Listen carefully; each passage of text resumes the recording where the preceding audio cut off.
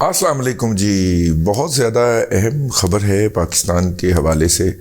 پاکستان کے اندر national security committee کا اجلاس ہوا ہے جس کی صدارت وزیر اعظم کرتا ہے. تینوں فورسز کے سربراہ اس کے اندر شریک ہوتے ہیں. وزیر داخلہ ہوتے ہیں، وزیر اطلاعات ہوتے ہیں اور وزیر خارجہ ہوتے ہیں. اس اجلاس کے اندر اہم فیصلے لیے جاتے ہیں. ہم یہ بات آپ کو یاد دہانی کے طور پہ عرض کرتے چلیں کہ پہلے کور کمانڈر کا اجلاس ہوا. وہ جنرل عاصم منیر صاحب کا میڈن اجلاس تھا، یعنی پہلا اجلاس تھا ایز اے چیف، کیونکہ جو پچھلا اجلاس تھا وہ تھوڑا سا جلدی کو 10 دن کرا لیا گیا تھا. اور اس اجلاس کے اندر جو ہے وہ انہوں نے کو چیئر کیا تھا جنرل باجوہ صاحب کے ساتھ، کیونکہ باجوہ صاحب اس وقت موجود تھے.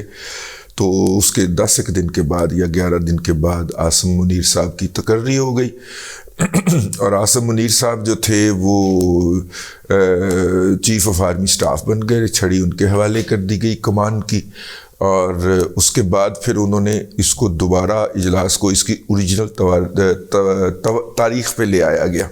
اوریجنلی یہ اجلاس آخری جو دہائی ہوتی ہے کسی بھی مہینے کی، اس کے آخری ادھواڑے میں ہوتا ہے، یعنی 25 سے لے کے 30-31 تک جو بھی ڈیٹ ہو اس کے اندر ہوتا ہے. یہ 2 روزہ اجلاس تھا. اس کے اندر انٹرنل سیکیورٹی اور ایکسٹرنل تھریٹس کو ڈسکس کیا گیا. اور جو وہاں پہ ڈسکس ہوا 2 روزہ اجلاس کے اندر، جناب آرمی چیف اس کی سمری لے کے پہنچے پرائم منسٹر شہباز شریف کے پاس. اور شہباز شریف صاحب جو تھے انہوں نے اگلے دن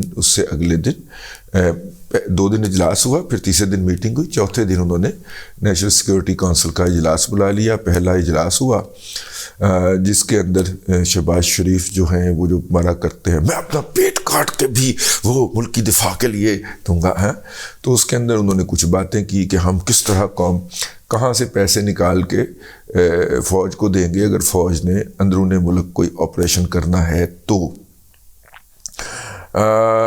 اس کے لیے اجلاس پھر ملتوی ہوا. انہوں نے سیکیورٹی پلان لانا تھا چیف صاحب نے، اور انہوں نے پیسوں کے ارینجمنٹ کی بات کرنی تھی. تو آج جو اجلاس ہوا ہے، اس اجلاس کو اگر ہم مختصراً الفاظ کے اندر سمیٹیں، اس کے اندر ظاہر ہے سیکیورٹی کی بریفنگ بھی دی گئی اور یہ بھی بتایا گیا کہ کس طرح ٹی ٹی پی اور جو ہے بلوچستان کے جو علیحدگی پسند گروپ ہیں ان کا آپس میں ایک الائنس ہوا ہے. ویسے بائی دا وے یہ الائنس تھا نہیں کبھی، یہ ایک دوسرے کے مخالف ہوا کرتے تھے. جو بی ایل اے والے جو تھے وہ یہ سمجھتے تھے کہ جو ہے وہ میرا مطلب ہے کہ ٹی ٹی پی والے ان کے خلاف ہیں اور اگر وہ آ جائیں گے تو وہ ہمیں ماریں گے، اور یہ ان کے خلاف وقتاً فوقتاً کارروائیاں بھی کیا کرتے تھے. اگر آپ کو یاد ہو، مجھے یاد پڑتا ہے کہ خبر کچھ ایسی آئی تھی کہ آرمی کے رینجرز کے میرے خیال ایک کانوائے کے اوپر اٹیک ہوا، اور وہ اٹیک ہونے کے بعد جو تھا وہ لوگ جو تھے وہ یہ پسنی کے علاقے میں ہوا تھا شاید، تو وہ پرلی طرف گوادر سے پرلی طرف بھاگ رہے تھے، ان کے اوپر ایک دوسرا اٹیک ہو گیا. تو یہ جو بعد میں پتہ چلا، جو ذرائع نے ہمیں بتایا کہ یہ جو اٹیک ہوا تھا جس میں کافی زیادہ شہادتیں ہوئی تھیں، وہ جو تھا وہ اٹیک جو تھا وہ ہوا تھا ٹی ٹی پی کی طرف سے. اب ٹی ٹی پی کا ایران جانا نہیں، وہ اٹیک ہوا تھا بی ایل اے کی طرف سے. اور بی ایل اے جو تھی وہ اس کا خیال تھا، یا اس کے جو فائٹرز تھے یا اس کے جو حملہ آور تھے یا اس کے جو شرپسند تھے یا اس کے جو دہشت گرد تھے، ان کا خیال تھا کہ اب وہ بھاگ کے ایران چلے جائیں اور ایران میں جا کے وہ پناہ لے لیں. تو راستے میں ان کا ٹاکرا ہو گیا ٹی ٹی پی والوں کے ساتھ. ٹی ٹی پی والوں نے پھڑکا دیے، جسے کہتے ہیں لٹا دیے، یعنی کہ T T P normally Pakhtun قوم پرستوں کے اوپر مشتمل ہوتی ہے، اور بی ایل اے جو ہے وہ بلوچ ہونے کے دعوے دار ہوتے ہیں. تو یوں بلوچوں کو اور پختونوں کا آپس میں کلیش ہو گیا، جس کے اندر کافی زیادہ کیجوالٹیز ہوئیں بی ایل اے کی. اور بی ایل اے کے اندر بھی مجید برگیڈ جو ہے وہ سمجھا جاتا ہے، کیونکہ وہ باقی بی ایل اے سے کے مین سٹریم سے الگ ہو کے وہ صرف آرمڈ جو اسٹرگل ہے اس کے اوپر بلیو کرتے ہیں، اور مطلب کہ ان کی پناہ گاہ جو ہے وہ ہمسایہ ملک ایران کے اندر ہے، اور ہمسایہ ملک ایران کے اندر بھی چاہ بہار کے ارد گرد وہ پائے جاتے ہیں۔ چاہ بہار جو ہے وہ بڑی تاریخی جگہ ہے، اور اگر آپ کو یاد ہو تو کلبھوشن یادو صاحب جو ہیں، کمانڈر کلبھوشن یادو جو ہیں، وہ بھی چاہ بہار میں ہی اسٹیشنڈ تھے، اور چاہ بہار سے وہ نکلتے تھے اور کوئٹہ، زاہدان، کوئٹہ وغیرہ سے ہوتے ہوئے پھر وہ افغانستان چلے جاتے تھے، قندھار وغیرہ میں قیام کیا کرتے تھے، پھر وہ وہاں سے نکلتے تھے اور ادھر سے ہوتے ہوئے۔ جو میرے ذرائع ہیں ان کا کہنا ہے کہ ان کی تمام سرگرمیاں جو تھیں وہ معلوم تھیں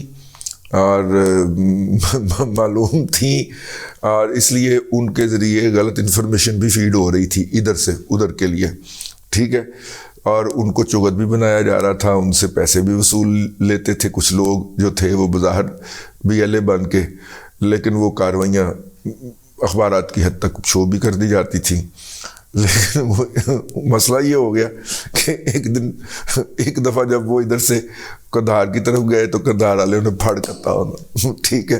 ان کا خیال تھا کہ امریکن کی حکومت ہے، یہ ان دنوں کی بات ہے جب طالبان نے ایک طیارہ مار گرایا تھا ان کا، وہ جو اڑتا ہوا ISP تھا نا، انٹر سروسز پبلک ریلیشن نہیں، انٹرنیٹ سروس پرووائڈر، وہ فلوٹ کرتا ہوا، ہوا میں اڑتا ہوا وہ جو تھا وہ سارا ڈیٹا وغیرہ کلیکٹ کرتا تھا، اور انٹرنیٹ سروسز جو تھے اس کے کئی میلوں تک آن ہو جاتی تھی وہاں پہ لوگوں کی، اور وہ ڈیٹا کڑچ کر لیتا تھا وہاں سے جو بھی ایکوپمنٹ اس کی رینج میں آتا تھا۔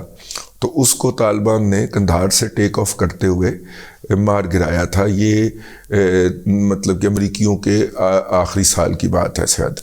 تو اس کے بعد یہ طے ہو گیا تھا کہ اب امریکہ کا کوئی ایسٹ یہاں پہ محفوظ نہیں ہے، تو اس لیے امریکن کا جانا ہی بنتا ہے۔ اتنی انویسٹمنٹ کرنے کے بعد اگر اپنا وہ یہ تیار، یہ برین سمجھا جاتا ہے، اور یہ برین جو تھا اس کی فلائٹ کا روٹ ہی یہ تھا، کابل سے اٹھ کے قندھار، اور قندھار سے اٹھ کے کابل جاتا تھا، اور راستے میں یہ سکیننگ کرتا جاتا تھا، اور پھر اس سکیننگ کا ڈیٹا جو تھا وہ پروسیس کر کے اور ان جگہوں کے اوپر ہٹ کیا جاتا تھا جن جگہوں کے اوپر وہ ڈیٹا بتاتا تھا کہ طالبان موجود ہے، افغان طالبان کی بات ہو رہی ہے۔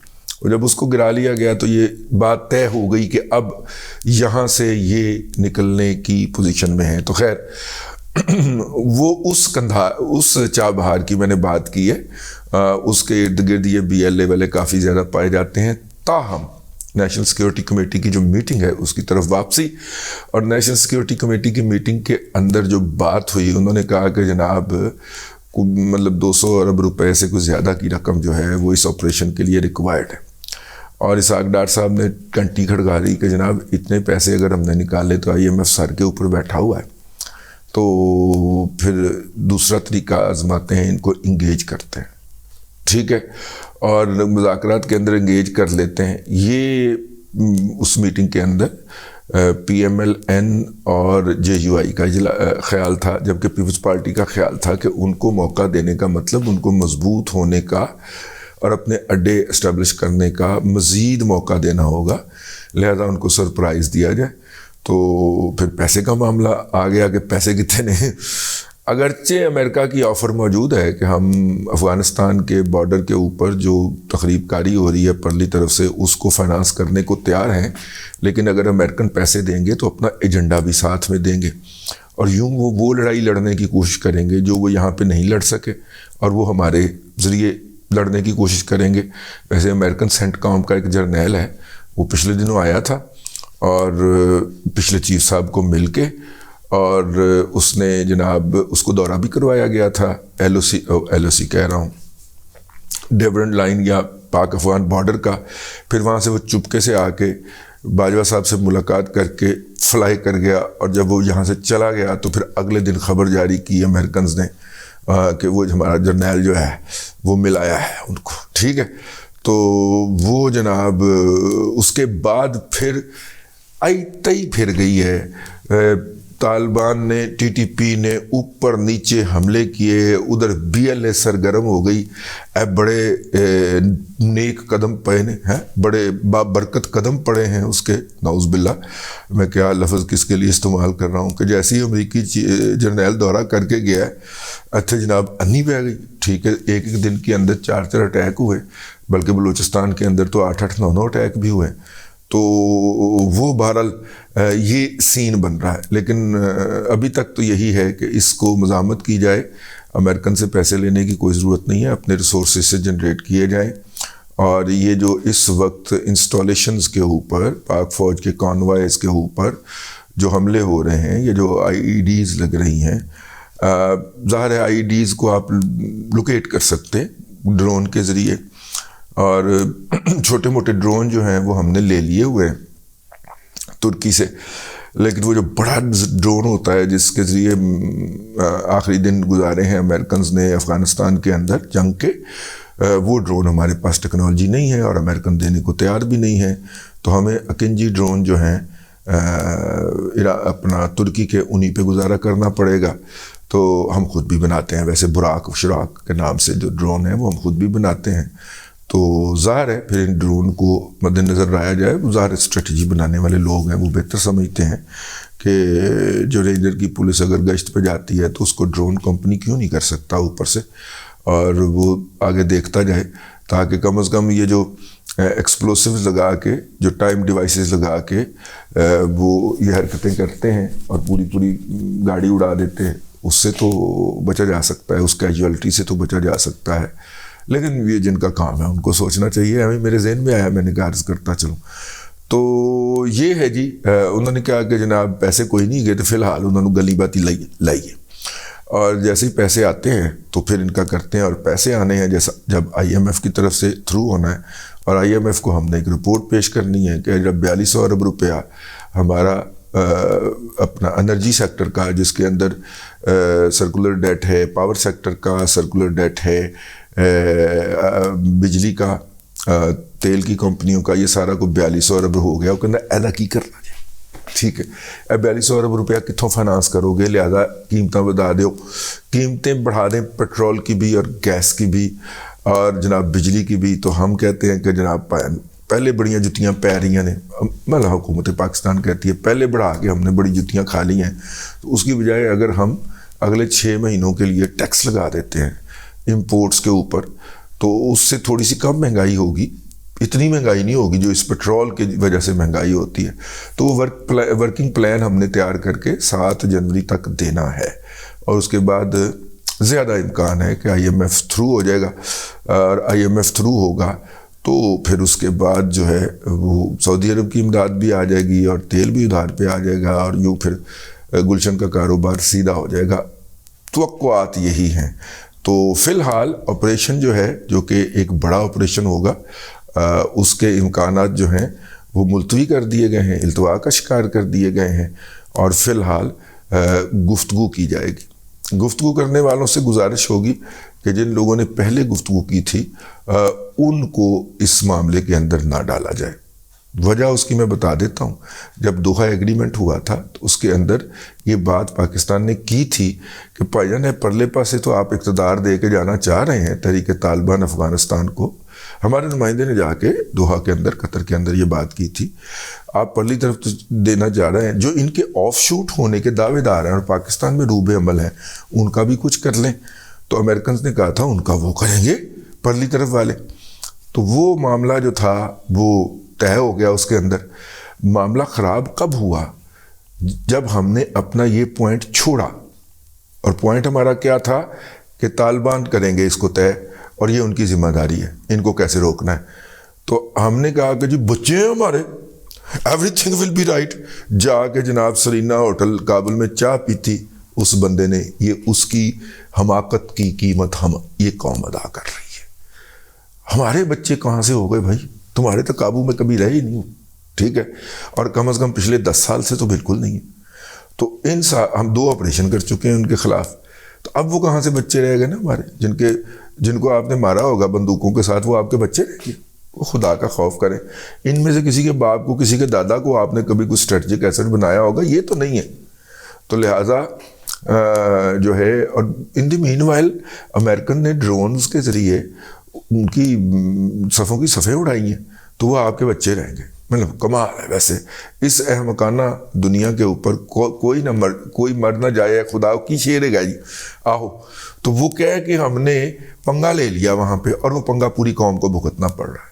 حالانکہ اگر ہم دوحہ ایگریمنٹ کے اوپر سٹک رہتے کہ پائن جو طے ہو گیا ہے نا وہ طے ہو گیا ہے، جو گل ہوٹلے اوپر ہوئی ہے وہی عدالت ہوئی ہے، جو بات طے ہو گئی ہے کہ جناب یہ ان کی ذمہ داری ہے، تو ان کے اوپر ہم چڑھائی رکھتے کہ کرو بھائی، انہوں سیٹ کرو بھائی، ان کو بات کرو بھائی، ان کو منع کرو بھائی. ہم ون ون سچویشن میں تھے. لیکن کس طرح لوگوں کے اوور کانفیڈنس، ایمبیشیسنس جو ہوتی ہے وہ قوموں کو اس طرح کے خلجان کے اندر مبتلا کرتی ہے، جس کے اندر ہم اس وقت گھرے ہوئے ہیں بظاہر. اب تک کے لیے اتنا ہی. اگلے ولاگ کے اندر پھر آپ سے ملاقات ہوگی. اللہ تبارک و تعالیٰ آپ کو آسانیاں عطا کرے اور آسانیاں خلق خدا میں تقسیم کرنے کی توفیق عطا کرے.